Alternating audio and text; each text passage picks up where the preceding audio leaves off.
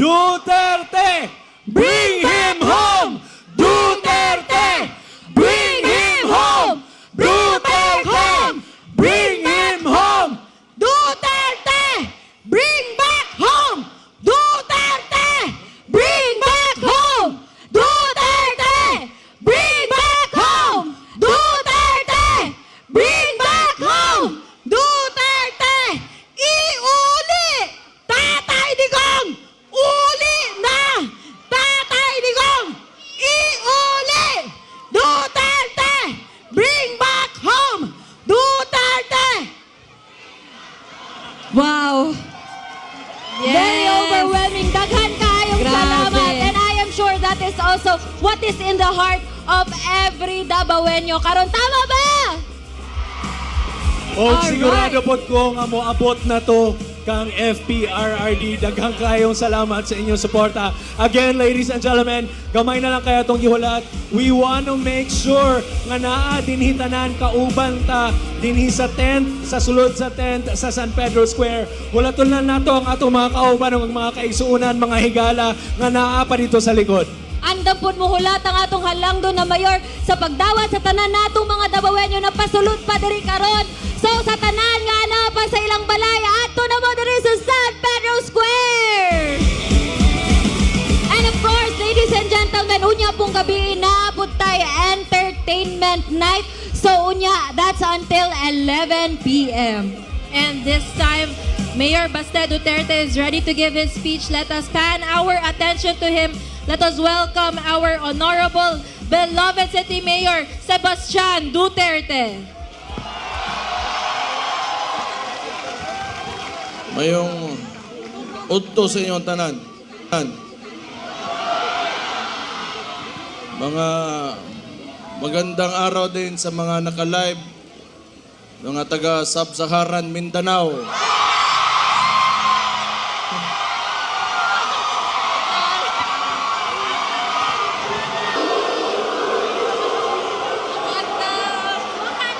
Diba mo, bago ko sa gulo na nako Tagaw ug Bisaya aron gadtong mga makadungog makasabot po itong mga uban natong naminaw diha nas gawas. Unang-unas tanan magpasalamat ko sa inyong ginapakita ang suporta sa akong amahan.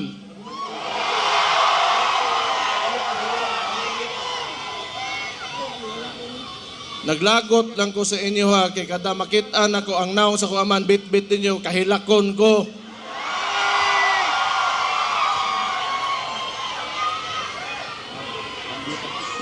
Mugara pod mo. Usob ko magpasalamat sa tanang Pilipino sa tibuok kalibutan na nagapakita og suporta kay PRRD.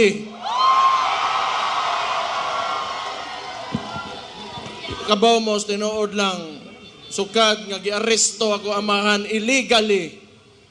Wag gyud ko kasabot sa akong gibati. It has been a roller coaster of emotions for me sa tinuod lang. But every time makita na ko suporta ninyo, makusgan yung ko. Salamat kayo.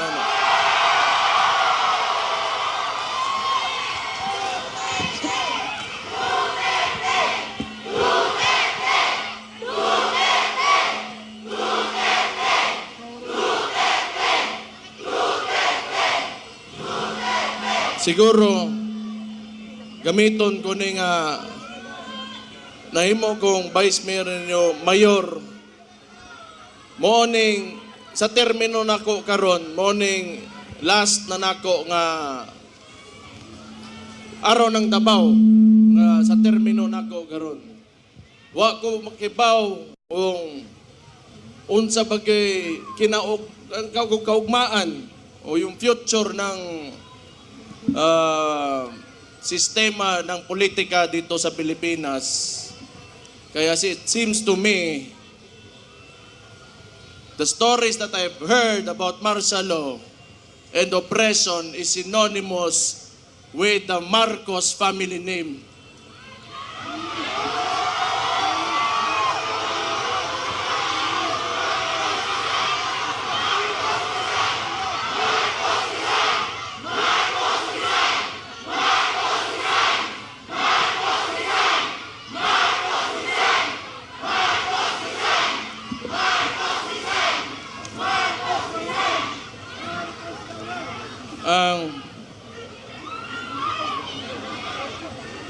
I will take this opportunity to tell Mr. Marcos how I feel about him. Mr. President Marcos, you will never be loved.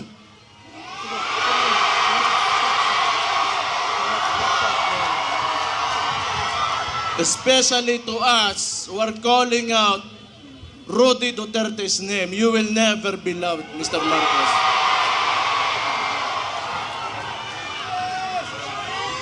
We will stand up and we will fight back.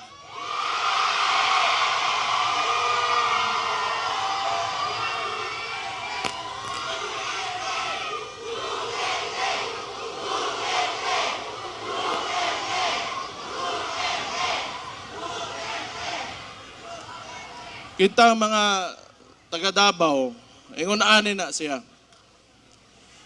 Labin nanto mga dugay dire o niya kanang nituo sa plataporma o politika sa kuamahan. Nga ilang gikuha kaning administrasyon ni Marcos o si Bongbong Marcos mismo binigay niya sa ICC. Murag wala lang, ato na lang, murag walay nahimo ang atong pinalanggang amahan diri sa Tundak Bayan. Kibaw mo, di ko matingala gyud, tinuod lang. Di ko matingala.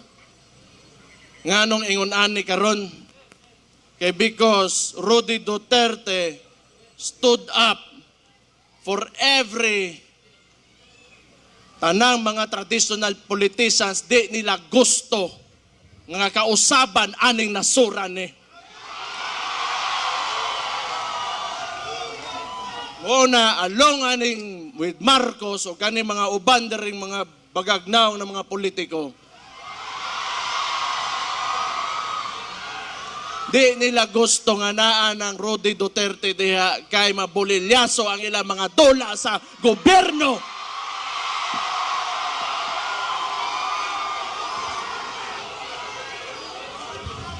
Gusto ko lang niingnon kay Bongbong Marcos. Aside you not being loved by the people, all you have is the government's resources and your term.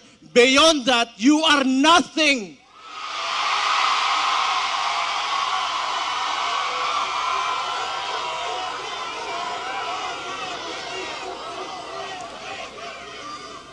Kalimot oroy ang putang ina.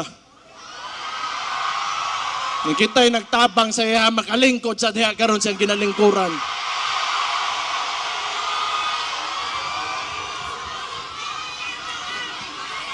And I truly pray, Mr. Marcos, that you will be able to finish your term. I pray.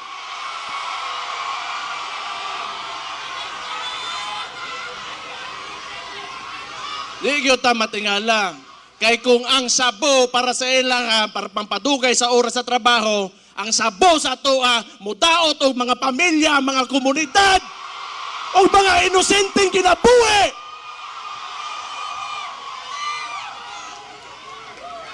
Di ko matingala nga nung ingana na sila. Sige lang.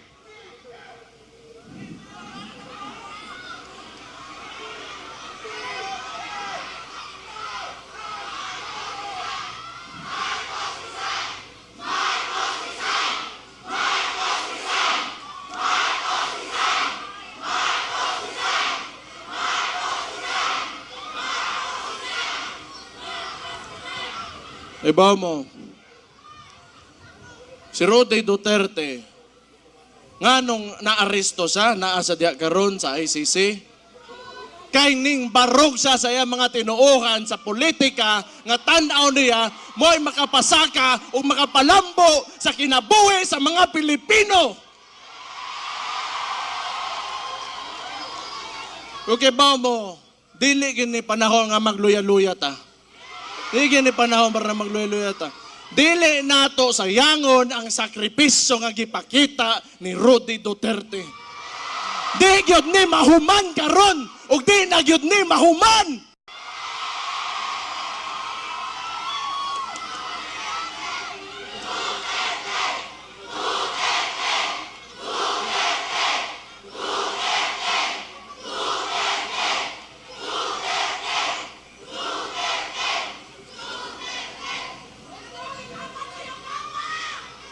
Sige lang.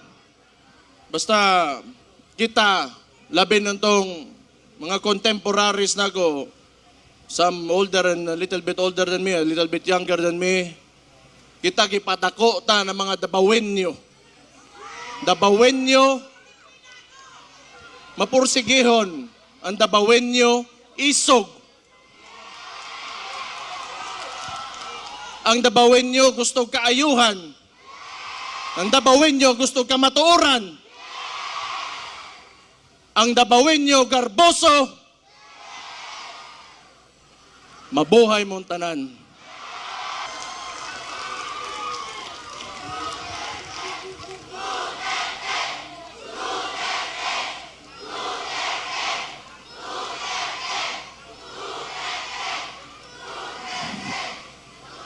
Basta ako, sige lang, paminaw na ko, gidaog-daog yung tagtaman yun karon, gitamak-tamakan yun ta.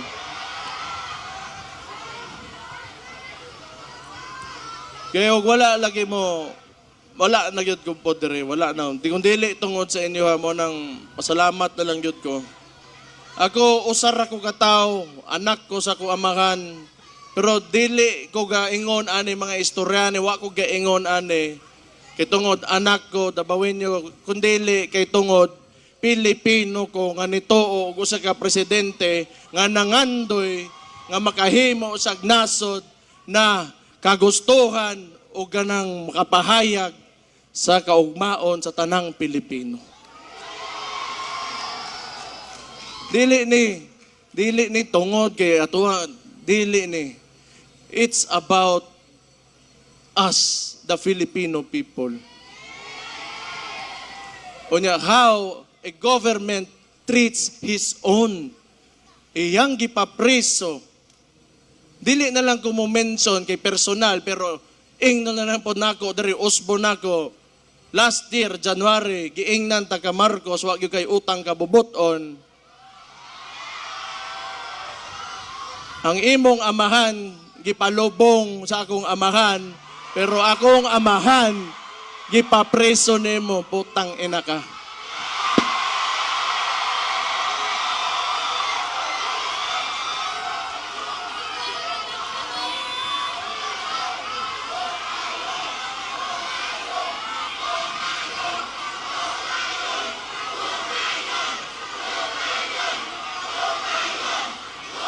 Ayaw, paginguna na. Ayaw hukayon. Dili ta na. Way labot ang patay ang istoryaan eh.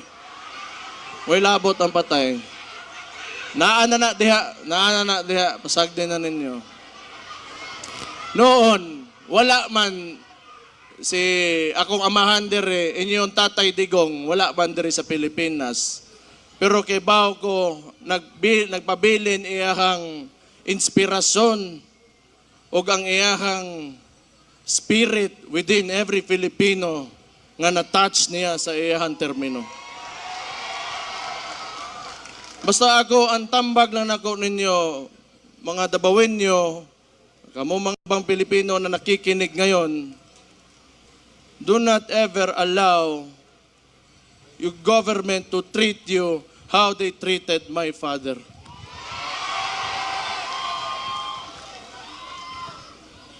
Usab, kabalo ko, busy mo ng mga tao, dagan mo laing buhaton, pero makita na ako, in behalf of our family, akong igsoon, ako mga igsoon, tulo na ako ka igsoon, umama, tanan may mga Duterte, na nagsakit karon tungod sa naitabo sa among amahan. Salamat kaayo, gyud sa inyo suporta. Salamat kayo sa inyo ginapakita. Wala na ko'y maingon sa inyo kung hanto dire na lang gyud me, hanto dire na lang me, pero sobra-sobra na kayo gipangita. Yung gipakita sa mua. Salamat kayo. Pero samtang ni apata dire, di gyud ta maundang ug di gyud ta mapildi basta nagkahiusa lang ta mga Dabawenyo. Mabuhay ang Davao City!